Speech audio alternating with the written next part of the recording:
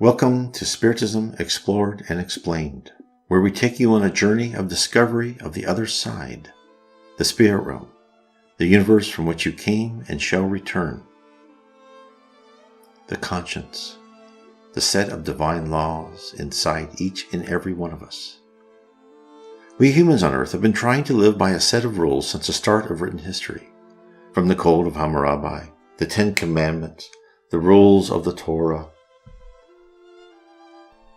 to Hinduism, the scriptures make it amply clear that whoever indulges in wrong actions has to suffer from the consequences of such actions. The epics and the stories from the Puranas convincingly illustrate this fact. They depict how the asuras are demons who live their lives wrongly and egotistically and indulge in incorrect actions suffer from divine retribution as well as from the consequences of their evil actions.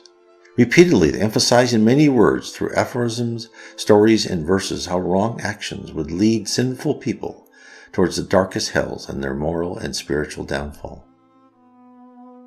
To Islam, the 5 pillars, faith, regulated prayer, almsgiving, fasting, pilgrimage to Mecca.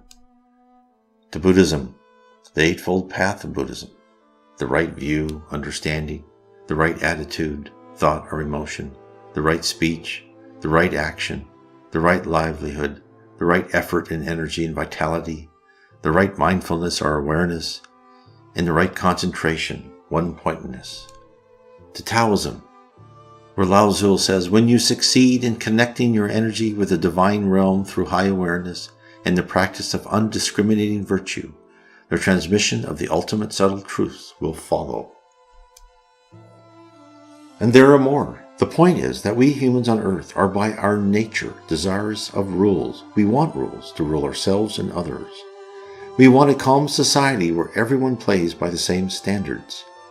Notice the similarities between the world's religions. Is it because one copied from the other?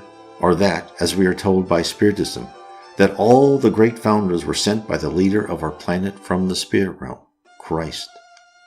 They are similar because they are all external representations of our internal state, the governor of our mind, which evaluates our performance in everything we do, our conscience. Our conscience isn't just a sum of our upbringing, the culture we live in, and the experiences we live through. It is something deeper and more special.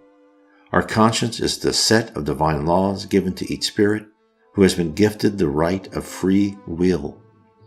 Other forms of life live by instinct. Only humans and human-like species from other planets are blessed with free will. But with free will comes great responsibility. We must learn to exercise our range of options with goodness and love. Hence, the set of rules we must follow and adhere to, for we will not graduate from this planet of atonement until we do, is to follow our conscience. I repeat, the entire reason why we live through good and bad, pleasurable and horrible, exciting and boring times is because we are learning to follow our conscience. Hence, one doesn't need a written set of rules. You only need to examine each action and determine if you are doing the right thing. How? Listen to your inner voice. Was what you were planning good for you and everyone else? And once you make that decision, do you feel good about it? If so, you are on the right track. Or do you have to rationalize away why you're committing a deed, and do you feel bad, but not bad enough to deny you a certain desire or pleasure? If so, don't do it. The price is a lesson you will need to learn in the future, this or the next life. Karma is in actuality the process whereby we learn to live within the dictates of our conscience. This is why Spiritism tells us we need to study. We must learn how the spirit world watches us and our progress. We must understand how every action has a reaction, and to each according to their deeds. All of this, so we may begin to comprehend the vital importance of following our conscience without hesitation. I fully realize how hard this is, extremely hard. We don't need to become saints overnight. Just start on the road with baby steps. The sooner you begin your journey, the faster you will live on a planet of regeneration, where hate, envy, war, dishonesty are all greatly reduced or eliminated. And your life plan will no longer consist of tragic episodes designed to correct your past mistakes. Read the books by Allan Kardec, the Spirit's book, Heaven and Hell, Genesis.